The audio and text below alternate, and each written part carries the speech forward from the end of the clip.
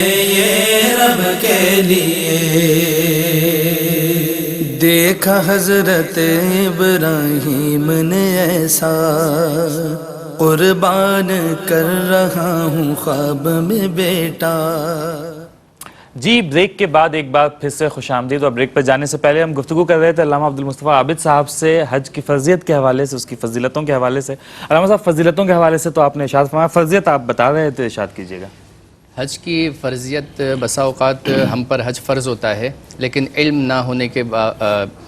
ہونے کی وجہ سے ہم جو ہے وہ اس عظیم عبادت سے پیچھے رہ جاتے ہیں۔ تو حج کی فرضیت تفصیل سے فقہاء کرام نے بیان فرمائی۔ اس کی شرائط ہیں کہ ان شرائط کو جو جس کے اندر پائی جائے گی تو اس پر حج فرض ہو جائے گا۔ ٹھیک ہے۔ پہلی شرط ہے مسلمان ہونا، دائرے کے دیگر تمام عبادات میں مسلمان۔ اسی طرح عاقل ہونا، پاگل مجنون نہ ہو۔ اسی طرح عاقل بالغ جو ہے وہ مسلمان عاقل اور بالغ بھی ہونا، نابالغ پر بھی حج فرض نہیں ہے۔ اسی طرح چوتھی شرط جو ہے وہ تندرست ہونا بھی ہے۔ صحیح، یعنی ظاہر ہے کہ حج ایک جسمانی مشقت والا بھی جو ہے مشقت والی عبادت ہے کہ یہاں سے آپ طویل سفر کر کے جائیں گے اور دیگر ارکان ادا کریں گے، طواف صفا و مروہ کی صحیح ہے جسمانی طور پر، یعنی اپاہج نہ ہو، نابینا نہ ہو، جو ہے وہ فالج والا نہ ہو۔ اگر یہ سب ہے تو پھر اس پر حج فرض نہیں، تندرست ہونا بھی شرط ہے۔ اسی طرح سفر خرچ کا علامہ صاحب کچھ ضمنی سوالات ذہن میں آ رہے ہیں، وہ ساتھ ساتھ پوچھ لوں اور وہ پھر نا اب جس طرح آپ نے کہا کہ بالغ ہونا شرط ہے، اگر کسی نے بلوغت سے پہلے حج کر لیا ہو، 10 سال کا ہے اس نے حج کر لیا، اور جب وہ 20 سال کا ہوا تب اس پر حج فرض بھی ہوا کہ اس کے بعد اتنے پیسے بھی آ گئے، ہاں تو کیا اب اسے حج کرنا لازم ہے، یا وہ جو اس نے 10 سال کی عمر میں حج کیا تھا تو اس کی وہ فرضیت پوری ہو گئی؟ ظاہر ہے کہ نابالغ پر تو کوئی مکلف ہی نہیں ہے نا، وہ تو، لیکن ایک بار وہ حج کر چکا ہے تو نابالغ تھا وہ، تو یعنی کہ وہ نابالغ پر ظاہر ہے کہ وہ اس پر ایک چیز فرض نہیں ہوئی تھی، بلوغت نابالغ تھا، اس پر حج فرض نہیں تھا، وہ چلا گیا، تو ظاہر ہے کہ وہ اسے عبادت کا ثواب تو ملا، لیکن اس پر بعد میں جب اگر حج فرض ہوا تو اس کو کرنا پڑے گا۔ صحیح۔ اور اسی طرح سے یہ بڑھاپے کا بھی کہ کسی پر جب وہ 30-40 سال کا تھا تو حج فرض تھا، چونکہ اس پاس پیسہ بھی تھا، مسلمان بھی تھا، عاقل بالغ بھی تھا، تندرست بھی تھا، لیکن اس نے حج نہیں کیا۔ اب اس کی عمر 60 سال ہے لیکن وہ جسمانی طور پر معذور ہو چکا ہے، لیکن اب وہ چاہ رہا ہے کہ وہ حج کے لیے جائے، تب بھی تو فرض ادا ہو جائے گا؟ اگر کسی 20 سال کا تھا، ساری شرائط پائی گئی، حج نہیں کیا، تندرست تھا، اب اگر وہ اس ایج کو پہنچ گیا یا اس پر کوئی مطلب اس کے اعضاء جو ہے وہ فالج کا اٹیک ہو گیا یا بڑھاپے اس قدر آ گیا کہ اب وہ حج پہ نہیں جا سکتا، تو وہ فرض تو ہو گیا تھا اس پر، تو اب اس پر لازم ہے کہ وہ چاہے معذور بھی ہے تو اس پر فرض ہے تو اب اپنے بدلے کسی اور کو بھیج کر حج بدل کروائے، تو تندرست ہونا شرط ہے۔ اسی طرح سفر خرچ کا مالک ہونا، یعنی جو متوسط طور پر جتنے اخراجات حج کے فرضیت میں جانے میں، وہاں کے رہائش میں، وہاں کے کھانے پینے میں وہ آتے ہیں، وہ اس کا مالک ہونا ضروری ہے۔ اسی طرح پیچھے جن کا نفقہ اس پر واجب ہے، صحیح، ظاہر ہے کہ اگر اس کی بیوی ہے، اس کے بچے ہیں، اب اگر وہ سارا خرچہ لے گیا تو گھر میں جیسے 30 دن 40 دن کے لیے جا رہا ہے تو پیچھے نفقہ کیا بچا، تو اتنے مال کا مالک ہونا کہ وہاں بھی وہ آسانی سے گزر بسر کر سکے اور یہاں پر بھی اس کے جس پر نفقہ واجب ہے اس کے لیے چھوڑ کر جائے۔ اسی طرح وقت میں ان تمام شرائط کا پایا جانا ضروری ہے۔ وہ وقت کیا ہے کہ عام طور پر جیسے دور کے شہر میں، جیسے ہمارے ملک میں جتنے روز میں حاجی حج کے لیے جاتے ہیں، ان وقتوں میں ان تمام شرائط کا پایا جانا ضروری ہے، تب اس پر حج فرض ہوگا، اور اگر ان شرائط میں سے ایک شرط بھی نہیں پائی گئی تو پھر حج فرض نہیں ہے۔ صحیح۔ اب اگر کسی کے پاس مال ہے، شرائط بھی تمام پائی جاتی ہے، لیکن وہ چاہتا ہے کہ میں آگے ہمارے گھر بنانا ہے یا اپنے بچوں کی شادی کرنی ہے، تو یہ شریعت مطہرہ نہیں دیکھتی کہ آگے آپ کو کیا کرنا ہے۔ آپ اگر اللہ پر بھروسہ کریں گے تو اللہ تعالی حج فرض جس نے ادا کر لیا، تو میں نے عرض کی نا، حضور نے فرمایا کہ محتاجی کو اس طرح دور کرتا ہے، تو مال اللہ تعالیٰ عطا فرماتا ہے، تو اگر کسی نے حج کی شرائط میں حج فرض کر لیا، آگے کے معاملات اللہ تعالیٰ خود ہی آسان فرما دے گا۔ اب عام سی مثال لیتے ہیں نا کہ ایک وہ ہم جیسے لوگ بھی سمجھ جائیں گے، سپوز کریں آج کے زمانے میں کسی کے پاس 17-18 لاکھ روپے ہیں، حج میں تقریباً 15 لاکھ روپے کا کوئی اس طرح سے خرچات ہو رہے ہیں، اور لیکن وہ رہتا ہے کچے مکان میں کہ جو بارش میں رستہ بھی ہے، دیواریں بھی ٹھیک نہیں ہے، اور بیوی بچے ماں باپ اس گھر میں رہتے ہیں. اب اس کے پاس پیسے تو اتنے ہیں کہ وہ چاہے تو جا کر 1 مہینے میں حج کر کے بھی واپس آ سکتا ہے، اور جو پیچھے 3-4 لاکھ روپے رہ جائیں گے وہ گھر والوں کے نان نفقے کے لیے اس 1-1.5 مہینے کے لیے کافی ہوگا. اب اس پر کیا ہے کہ وہ حج اس پر فرض ہو گیا ہے. وقت آنے سے پہلے اب وہ اپنے مکان کو تعمیر کر لیتا ہے اور وہ خرچ نکل جاتا ہے، یعنی پیسے اس کے خرچ ہو جاتے ہیں، اس کے پاس اگر ہیں تو اس پر حج فرض ہو جائے گا. تو یہ چیزیں نہ دیکھیں کہ مکان بنانا ہے یا شادی بیاہ کرنی ہے یا قربانی کے لیے ہم نے جمع کی ہے، یہ چیز نہ دیکھیں. اللہ تعالیٰ بعد میں اسے اور عطا فرمائے گا حج کی برکت سے. وقت سے پہلے اگر اس نے خرچ کر لیا، وقت سے پہلے اس نے مکان کی تعمیرات کر لی، تو پھر ظاہر ہے کہ اس کے پاس نہیں بچے گا تو اس پر حج فرض نہیں ہوگا. لیکن وقت پایا گیا، تمام شرائط پائی گئی، تو اس کو لازم ہے کہ حج کرے. اللہ تعالیٰ اس کے ذریعے محتاجی کو دور فرمائے گا اور آنے والی اس کے لیے جو مشکلات ہے وہ آسانی پیدا فرمائے گا. بہت خوبصورتی کے ساتھ ماشاءاللہ علامہ صاحب نے اس حوالے سے بیان فرمایا. ناظرین، یہاں پر ایک بات پھر آپ تک KGN کی اپیل پہنچانا چاہیں گے اور KGN کے کاموں کے حوالے سے بھی آپ کو آگاہ کرنا چاہیں گے. آپ پہلے ہی سے جانتے ہیں کہ KGN عرصہ دراز سے مخلوق خدا کی خدمت میں سرگرم عمل ہے، اور پاکستان میں چاہے آپ سیلاب کے حوالے سے بات کریں یا جو قدرتی آفات کسی اور طرح کی آتی ہیں، زلزلوں کے حوالے سے آپ بات کریں، یا ویسے ہی جو پاکستان کے ایسے علاقے ہیں جہاں پر بڑی غربت ہے اور لوگ جو ہے وہ کسمہ پرسی کی زندگی گزارتے ہیں، ان علاقوں کی بات کریں جہاں پینے کا صاف پانی دستیاب نہیں ہے، خواتین کی امپاورمنٹ کے حوالے سے گفتگو کریں، یا ایسے لوگ جو اپنے علاج معالجے کو کروانے سے قاصر رہتے ہیں ان کے علاج معالجے کے حوالے سے بات کریں، یا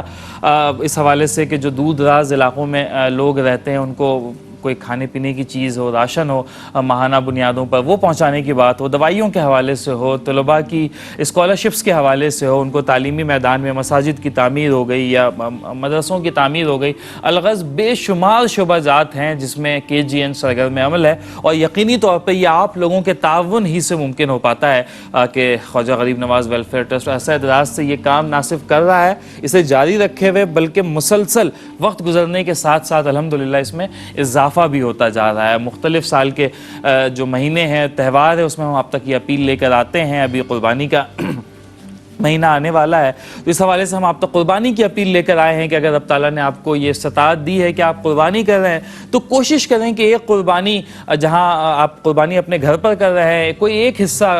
آپ کوشش کر کے KGN میں بھی لے لیں، 2 حصے لے لیں، یا اس سے زیادہ کہ اگر اللہ نے آپ کو توفیق دی ہے تو آپ KGN میں وہ حصہ لے لیں. چونکہ ہم جہاں پر رہتے ہیں، جو ہماری لوکیلٹی آس پاس جو ہمارے گھر ہوتے ہیں، وہاں پہ تقریباً تمام ہی لوگ صاحب استطاعت ہوتے ہیں، وہ سارے کے سارے قربانی کرتے ہیں.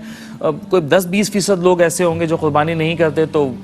ان تک تو گوشت بآسانی پہنچ جاتا ہے. لیکن کچھ گاؤں ایسے ہیں، کچھ دیہات ایسے ہیں، پہاڑوں پر چھوٹی چھوٹی بستیاں آباد ہیں کہ جہاں پر پورے گاؤں میں کوئی قربانی کرنے کی استطاعت نہیں رکھتا. وہ پورا قصبہ ایسا ہے جہاں کوئی قربانی نہیں کر سکتا، اور ہمارے اندر بھی یہ صلاحیت نہیں ہے کہ ہم یہاں پر قربانی کریں اور اس کا گوشت دور دراز کے ان علاقوں میں، اندرون سندھ کا کوئی علاقہ ہے، اندرون پنجاب کا کوئی علاقہ ہے، KPK ہے، بلوچستان ہے، اس کی پہاڑیوں پر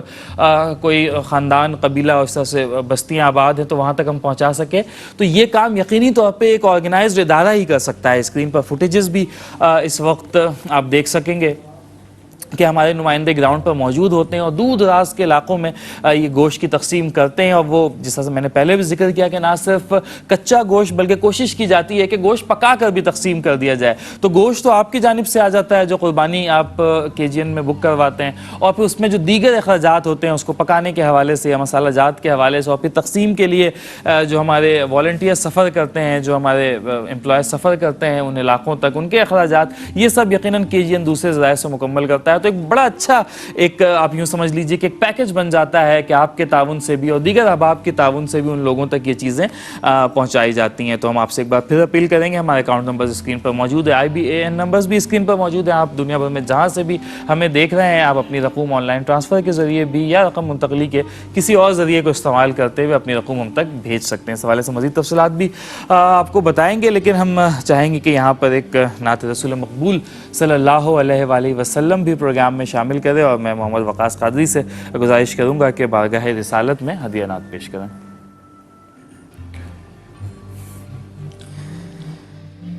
حاجیو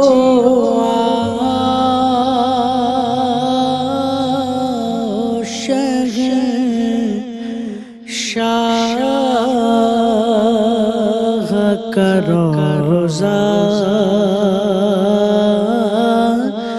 دیکھو حاجیوں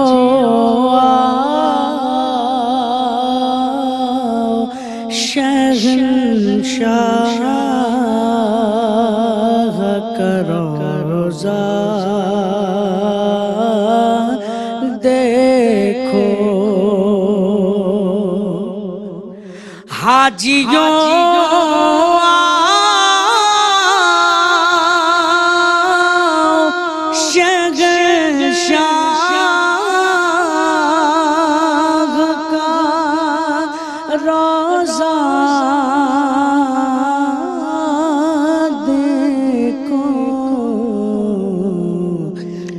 کعبتوں دیکھے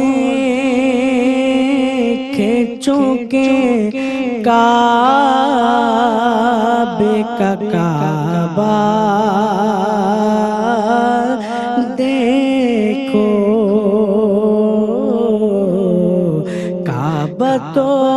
دیکھے چونکہ کعبے کا کعبہ دیکھو اور آب زمزم تو پیا خوب بجھائی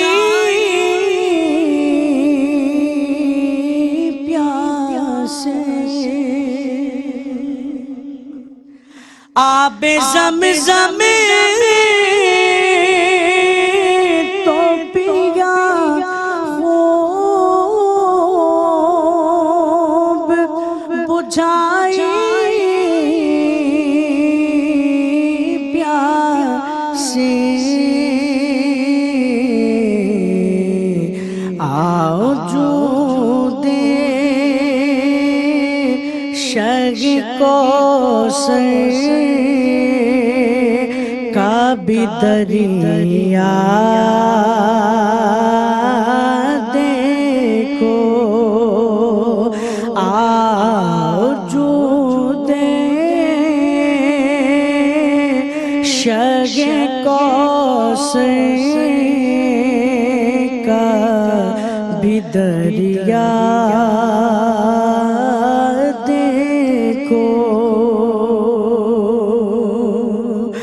اور زیر میزاب ملے خوب کرم کے چیٹے زیر میزاب ملے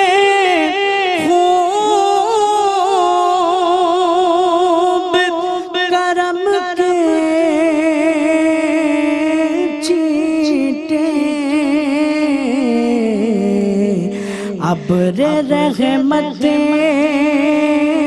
کا یہاں زور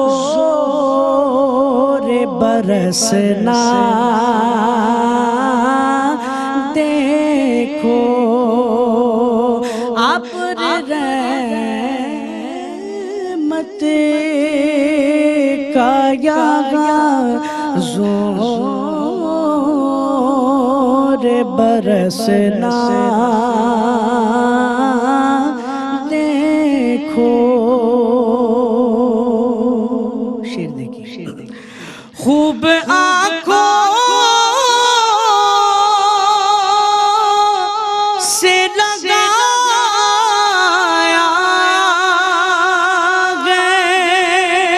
غلاف کعبہ خوب آنکھوں سے لگایا غلاف کعبہ قصر محبوب کے پردے کا بھی جلوہ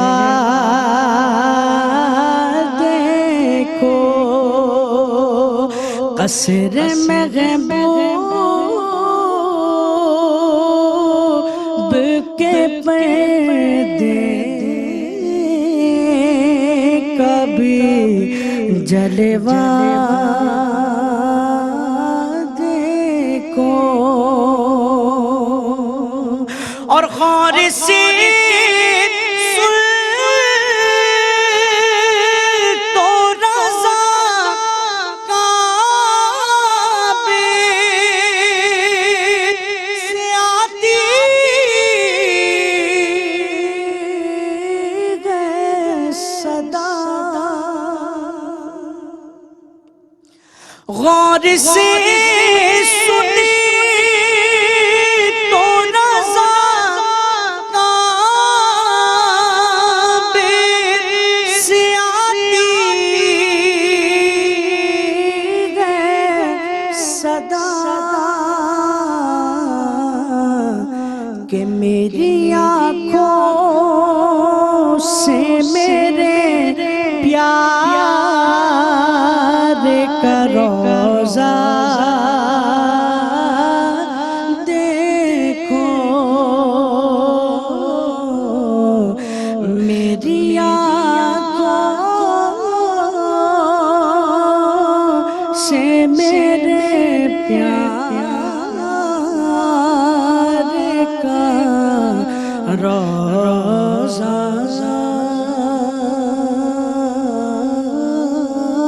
دیکھو، کعبہ تو دیکھ چکے کعبے کا کعبہ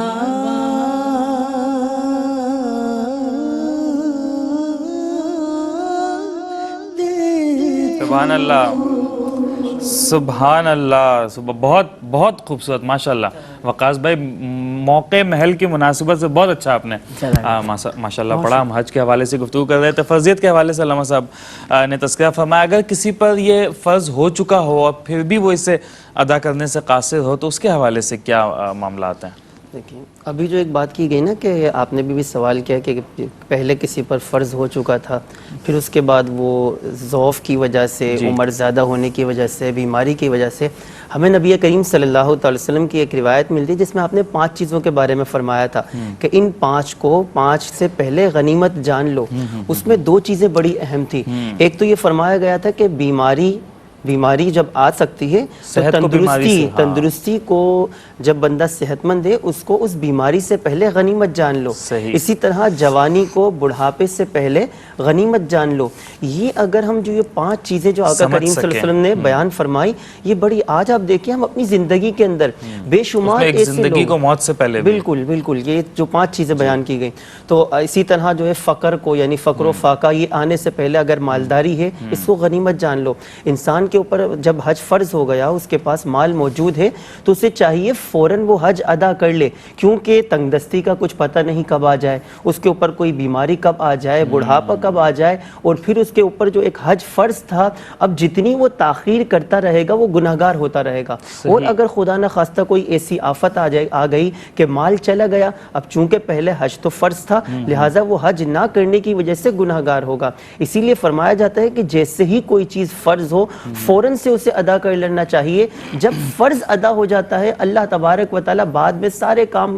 اور سارے اسباب خود بخود بنا دیتا ہے۔ یہ ہماری ایک سوچ ہوتی ہے کہ اگر ابھی پیسہ خرچ کر دیا تو پھر آگے کے معاملات کیا ہوں گے۔ آپ انسان تو کمزور ہے نا، وہ اپنے تئیں سوچتا ہے۔ بالکل، بلکہ یہ چیزیں تو ایسی ہماری سوچ کچھ ہوتی ہے، لیکن ہم دین اسلام کی تعلیمات دیکھیں، فرمایا کہ اگر تنگ دستی کو دور کرنا چاہتے ہو تو حج اور عمرہ یعنی ان مقدس مقامات میں بار بار جایا کرو، اللہ تبارک و تعالیٰ تمہیں فراخ دلی عطا فرمائے گا، تمہارے جو مال کے اندر اللہ تبارک و تعالیٰ برکت عطا فرمائے گا۔ ہم ان چیزوں کے بارے میں سوچتے ہیں اگر قربانی کی تو مال جو ہے وہ کم ہو جائے گا۔ قربانی کی فضیلت میں تو یہاں تک آتا ہے کہ نبی کریم صلی اللہ علیہ وسلم نے یہاں تک فرمایا، حدیث مبارکہ میں ملتی ہے کہ عید قربان کے جو دن ہیں جو ایام نحر کہلاتے ہیں، فرمایا اس میں جو مال خرچ کیا جاتا ہے اللہ تبارک و تعالیٰ کو اس دن دیگر تمام اگر کسی صدقہ و خیرات میں بھی مال خرچ کیا جائے، لیکن جو مال اللہ تبارک و تعالیٰ کی راہ میں اس قربانی کے لیے خرچ کیا جاتا ہے اس سے زیادہ مقبول اور پسندیدہ کوئی پیسہ نہیں ہوتا۔ علامہ صاحب دیکھیں ہمارا عام مشاہدہ بھی یہی ہے نا کہ ہم دیکھتے ہیں کہ کوئی شخص اگر عمرے پر جا رہا ہے، کچھ لوگ ایسے ہماری سرکل میں یقینی طور پہ ہوتے ہیں کہ ماشاءاللہ سے ہر سال ہی جا رہے ہوتے ہیں، سال میں 2 بار بھی جا رہے ہوتے ہیں، تو ہم نے دیکھا ہے کہ کوئی کمی نہیں آ رہی ہوتی، اور جس طرح سے جو قربانی کا معاملہ ہے جو ایک بار کرتا ہے اللہ تعالیٰ اس کو ماشاءاللہ ہر سال ہی توفیق مل رہی ہوتی ہے۔ بالکل بالکل، اور میں تو یہ بھی کہوں گا کہ جو شخص قربانی کی استطاعت نہیں رکھتے انہیں چاہیے کہ کچھ نہ کچھ صدقہ و خیرات کی اپنی عادت ڈالیں۔ صدقہ و خیرات کی عادت ڈالنا، جیسے ہمارے یہاں یہ KGN کے ہم ٹیلی تھون میں ہیں، اس میں دیگر ہم چیزوں میں لوگوں کا جو فنڈ ہے وہ مستحقین تک پہنچایا جاتا ہے، تو صدقہ و خیرات کی اپنی عادت ڈالیے۔ نفلی صدقہ، اگر آپ کے اوپر زکوٰۃ فرض نہیں ہے آپ نفلی صدقے کی عادت ڈالیے کہ نفلی صدقہ کرنا بندے کو صاحب استطاعت اور مستحق زکوٰۃ بھی بنا دے گا کہ وہ زکوٰۃ صاحب نصاب، اس کے پاس نصاب کا مال بھی آ جائے گا۔ یہ اللہ تبارک و تعالیٰ کی طرف سے ایک طریقہ کار ہے کہ بندہ جب اس کی راہ میں دیتا ہے اللہ تبارک و تعالیٰ اس کو اور زیادہ عطا دینے میں بھی برکتیں عطا فرماتا ہے۔ بالکل، دینے میں اللہ تبارک و تعالیٰ جو دیتا ہے اللہ تبارک و تعالیٰ اسے اور مال ہی عطا فرماتا ہے، اس کا مال کم نہیں ہوتا، کیونکہ فرمایا کہ یہ جو صدقہ وغیرہ یہ مال کا میل ہوتا ہے۔ میل سے مراد یہاں پر یہ ہے کہ آپ نے دیکھا ہوگا کوئی شخص اگر فروٹ کا ریڑھی لگاتا ہے، کوئی ٹھیلا لگاتا ہے، اپنی دکان لگاتا ہے، وہ صبح سویرے جب اپنی پیٹیاں کھولتا ہے، اپنا وہاں سے فروٹ نکالتا ہے تو اس کی سجاوٹ وہ اس انداز سے کرتا ہے کہ اگر کوئی خراب پیس ہو تو اس کو نکال کر سائیڈ میں رکھ دیتا ہے۔ اچھا، وہ اسے اوپر سجا کر کیوں نہیں رکھتا؟ اس سے اس مال کی جو ویلیو ہے وہ کم ہو جائے گی۔ لوگ دیکھیں گے، جو خریدار آئے گا خریدنے کے لیے وہ دیکھے گا اس پر تو داغ لگا ہوا ہے، یہ پھل تو صحیح نہیں ہے، وہ اس کی قیمت کم لگائے گا، لہٰذا وہ اس پھل کو الگ سے نکال کر رکھ دیتا ہے۔ اب اگر وہ 10 کلو کی پیٹی میں اس نے آدھا کلو جو مال تھا، فروٹ تھا، اسے الگ کر کے رکھ دیا تو یہ اس بقیہ مال کی قیمت کو بڑھا دیا گیا ہے کہ اب وہ جو ستھرا اور پاکیزہ اور صحیح مال ہے اس کی قیمت بڑھ گئی۔ بالکل یہی عمل ہمارے مال کا بھی ہوتا ہے۔ ہمارے مال کے اندر مال کا میل یعنی جو مستحقین کا حق ہے، جو غریبوں کا حق ہمارے مال کے اندر ہے، جب ہم وہ حق ان کو دے دیں گے، اب جو مال ستھرا اور پاکیزہ ہوا ہے اللہ تبارک و تعالیٰ اس میں برکت بھی عطا فرما دیتا ہے اور اس کے اجر و ثواب کو بھی بڑھا دیتا ہے۔ کیا بات ہے، بڑی خوبصورتی کے ساتھ۔ جی میں وعید کے حوالے سے آپ کی جانب ویسے ہی آ رہا تھا کہ آپ اپنی بات کرنے کے بعد ذرا وعید کے حوالے سے بھی بتا دیجیے کہ حج فرض ہونے کے باوجود بھی جو نہ کرے تو کیا وعید ہیں؟ ابو امامہ رضی اللہ تعالیٰ عنہ سے روایت ہے، حدیث پاک جسے رسول اللہ صلی اللہ تعالیٰ علیہ وسلم نے بیان فرمایا کہ جس میں شرائط پائی جائے اور اس کے باوجود وہ حج نہ کرے، نہ مرض کی وجہ سے اسے اس کو روکا ہو کسی نے، یا پھر جو ہے وہ کوئی شرعی حاجات مانے نہ ہو، یعنی تمام شرائط پائے جائے اس کے باوجود وہ حج نہ کرے اور مر جائے، تو رسول اللہ صلی اللہ تعالیٰ علیہ وسلم نے فرمایا کہ چاہے وہ یہودی ہو کر مرے یا نصرانی ہو کر، یعنی رسول اللہ صلی اللہ تعالیٰ علیہ وسلم کی دلی خواہش ہے کہ ہر ایک بندہ ایمان کے ساتھ دنیا سے رخصت ہو تاکہ حضور اس کی شفاعت فرما سکے، لیکن حج نہ کرنے والا حضور نے فرمایا کہ چاہے وہ اتنی بڑی وعید ہے کہ شرائط بھی پائی جائے اور کوئی شرعی وجہ بھی نہ ہو کہ نہ کرنے کی، اس کے باوجود نہ کرے اور مر جائے، یعنی زندگی میں ایک بار ضرور کسی پر اگر فرض ہے تو وہ خود کرے، اگر بعد میں جو ہے وہ اگر بڑھاپا آ گیا یا کسی وجہ سے نہ جا سک رہا ہو تو پھر کسی کو حج بدل کروائے، کیونکہ اس کی بڑی سخت وعید ہے کہ چاہے وہ یہودی ہو کر مرے، نصرانی ہو کر مرے، حضور کو اس کی کوئی پرواہ نہیں ہے۔ امان اللہ، اس قدر سخت وعید ہے تو یقینی طور پہ اچھا بہت سے لوگ ہیں نا وہ اس کو اپنی پرائرٹی میں رکھتے ہی نہیں ہیں، مطلب انہیں شاید علم نہیں ہو پاتا یا وہ اس طرح کی محفلوں میں اٹھنا بیٹھنا نہیں ہوتا کہ وہ سمجھتے ہیں کہ چلو ایک عبادت ہے، ہم نے یہ عبادت کرنی ہے 50 سال کے بعد کرنی ہے، انہیں یہ اندازہ ہی نہیں ہوتا کہ ان کی عمر چاہے 25-26 سال ہو، لیکن اگر ان کے پاس اس قدر مال ہے تو ان پر یہ فرض ہو چکا ہے، اور موت اور زندگی کا تو کسی کو پتہ نہیں ہے کہ کب موت آ جائے۔ حضور نے فرمایا نا کہ جب حج فرض ہو تو جلدی کرو، کیونکہ آگے کے معاملات تمہیں پتہ نہیں ہے کہ آگے تمہارے ساتھ کیا معاملہ پیش آئے، تم محتاج ہو جاؤ یا تمہارے مال میں کمی آ جائے یا تم جو ہے وہ مرض کا شکار ہو جاؤ یا تمہاری موت آ جائے، یعنی جب فرض ہو جائے تو جتنی جلدی ہو سکے حج ادا کرے، کیونکہ اس کی بڑی سخت وعید بیان فرمائی۔ حج کا جو موسم ہے وہ آتا بھی 1 سال کے بعد ہے، تو اسی لیے جلدی کرنی چاہیے نا کہ اس بار ہی ممکن ہو سکے تو ہم کر لیں. اگر یہ سال مس ہو گیا تو پھر 365 دن ہے کے بعد, یا اگر اسلامی طور پہ دیکھیں تو 355 دن ہے. تو پتہ نہیں ہماری زندگی اتنی لکھی ہو نہ لکھی ہو, اس دوران اگر خدا نہ خواستہ موت تو آنی ہے, اور اس دوران لکھی ہو تو اس قدر بڑی یقینی طور پہ ہم دعا کرتے ہیں کہ اللہ تعالیٰ ہمیں اس کی توفیق عطا فرمائے. وقاص بھائی, میں چاہوں گا کہ ایک نعتیہ کلام بھی ساتھ ہی ساتھ پروگرام میں شامل کریں اور پھر مزید گفتگو کریں گے. جی. میری زندگی میری آبرو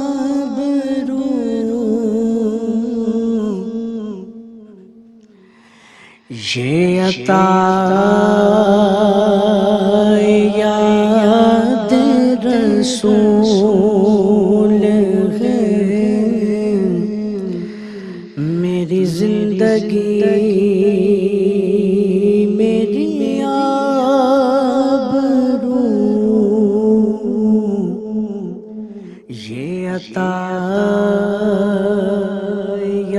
یاد رسول ہے. میری زندگی میری آبرو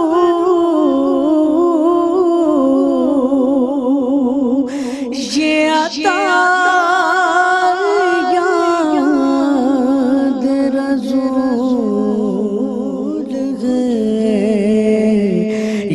جو درد ہے تو قرار جان ہے. اگر یہ زخم تو پھول ہے,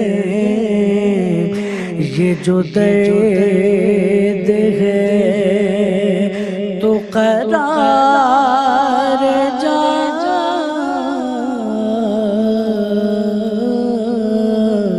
ہے. اگر یہ زخم تو پھول ہے.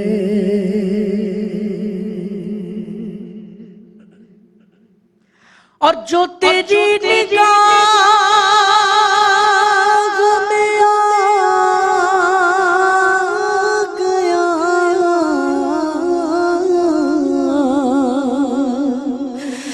وہ بڑی پناہ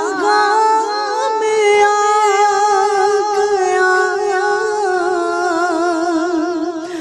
جو تیری نگاہ میں آ گیا وہ بڑی پناہ میں آ گیا. تیرے واسطے سے ہے مطمئن, تیرے واسطے ہی ملول ہے.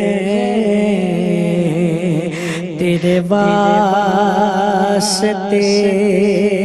سے ہے مطمئن, تیرے واسطے ہی ملول ہے. شیر دیکھ تو فدا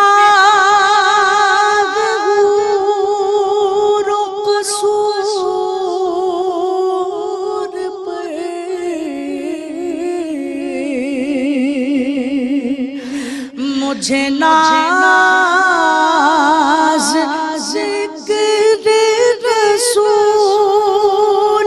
پہ تو فدا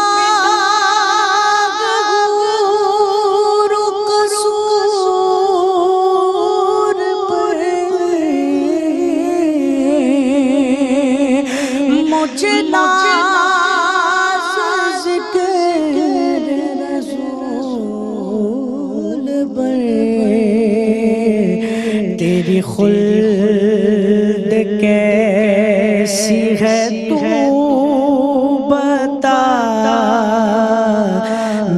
خلد کوئے رسول ہے تیری خلد کیسی ہے تو